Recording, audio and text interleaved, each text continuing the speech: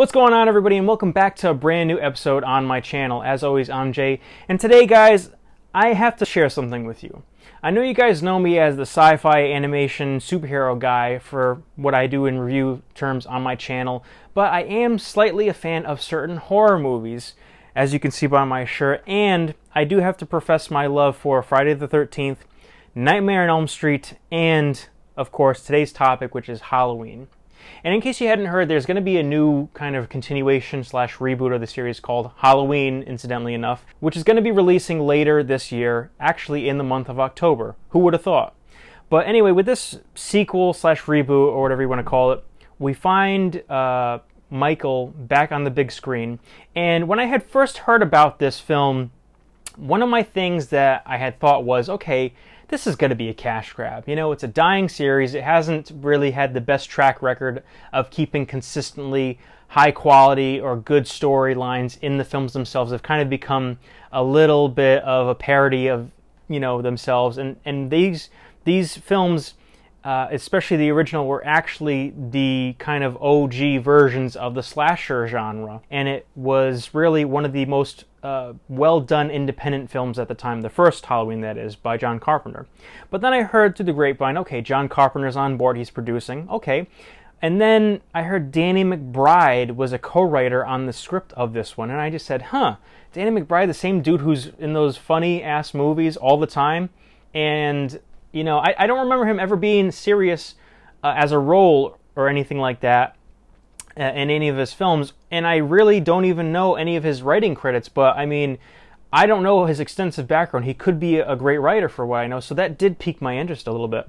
And I gotta tell you guys, after watching this trailer, I'm so on board. I was actually surprised at how many things were in this trailer that actually roped me in and got me interested in seeing this film. Now, the trailer is quick, and honestly, there's not a lot of, like, wholly original instances that we have in this film. I mean, you figure, we've had 6+ movies in this series, and literally every bit of imagery, short of a couple things in there that we saw, was all done in previous films. Michael killing a mechanic for his clothes, Michael bumping into kids, Michael lurking, Michael killing unsuspecting women, Michael putting his mask on in a scary, cool way. And that was all fine. It kind of invoked a little bit of nostalgia for someone like myself who enjoyed the other films. But, you know, there were a couple, like, really, like, jarring or very disturbing things in this trailer. Like, first of all, the beginning where Michael is actually in the courtyard of a psych hospital, and he's, like, chained up and shackled, and you see other kind of psychiatric patients just laughing like maniacally and stuff, and that was very unsettling. But then even more so was the little scene in the trailer where Michael literally goes into the bathroom where this one girl is.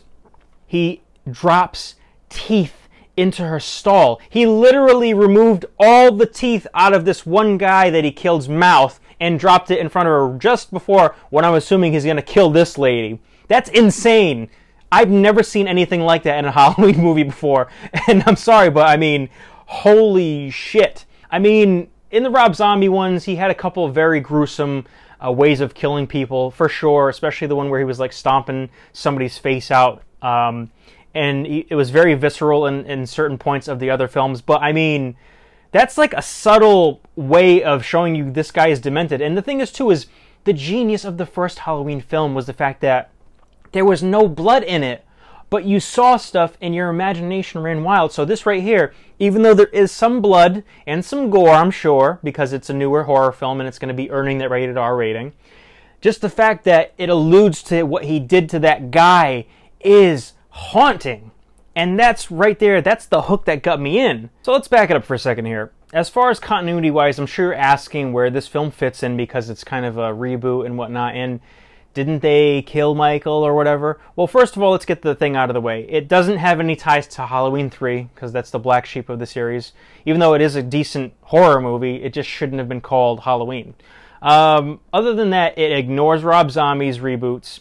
It retcons the retcons, guys. There's no Tommy Doyle played by Paul Rudd. There's no H2O. There's no Halloween 2, 4, 5, and 6. None of that, guys. And, of course, in this film, because of all that stuff, it also debunked the connection of Laurie and Michael Myers as being brother and sister. Wait, what? Laurie Strode and Michael Myers are no longer brother and sister in this continuity. And I gotta be honest, I'm kind of upset with that, but I mean, if they can make it work, that's fine. Although it does change the dynamic of the entire series and Michael's motivations. I thought it was very demented how he was basically motivated and killing all of his remaining family members. And I don't know why, I just felt like the horror was amped up with Jamie Lee Curtis as Laurie Strode really being a Myers sister, and he would stop at nothing necessarily to kind of get her in the ground. And honestly, I don't know how that's going to work out. Plus, they're rehashing the H2O premise in this, although Laurie Strode isn't successful and she doesn't have a son. She's got a daughter. She's kind of a kook, and she's like very much out for blood. She's waiting for Michael to come back so she can pop a cap in his ass. She's got hidden passages. She's got guns. She's not taking any of that crap. And they've got her scar showing from when he went like this in the first movie, which is pretty cool. I'm not sure if they had that in the H2O. Maybe I'll have to go back and kind of take a look at all the ones that we've seen before prior to this.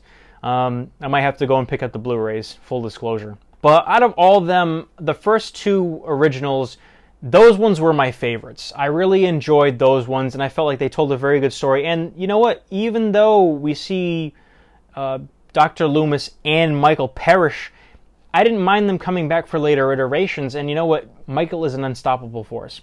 And I have to be honest, when I was watching 4, 5, and 6, you know, I kind of felt upset that they didn't have a decent payoff for the whole Thorn thing.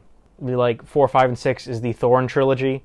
Because of the mysterious man, and they kind of allude to Michael being kind of an instrument of this kind of cult that basically kills and does this and that stuff, and there's an infamous producer's cut, but I'm not getting into that shit. That's too much for me to get into right now, okay? We're getting back on track here.